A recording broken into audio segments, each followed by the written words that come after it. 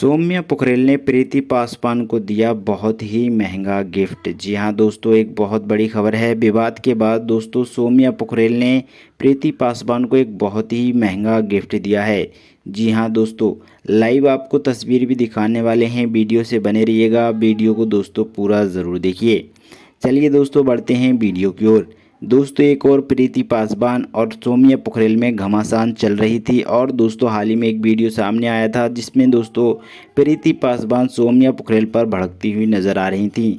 वहीं दोस्तों अपने प्यार का हाथ बढ़ाते हुए प्रीति पासवान ने दोस्तों सौम्या पोखरेल से माफ़ी भी मांगी और सौम्या पोखरेल ने भी दोस्तों प्रीति पासवान से माफ़ी मांगी, क्योंकि दोस्तों दोनों में अनबन हो गई थी।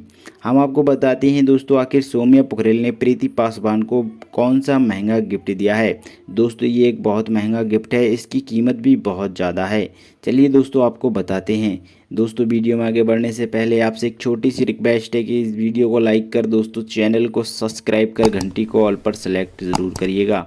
दोस्तों प्रीति पासवान को सौम्या पोखरेल ने एक बहुत ही महंगा गिफ्ट दिया है। दोस्तों वो गिफ्ट है कंगन। जी हाँ दोस्तों, सोने के कंगन हैं और दोस्तों एक ब्रेसलेट दी है।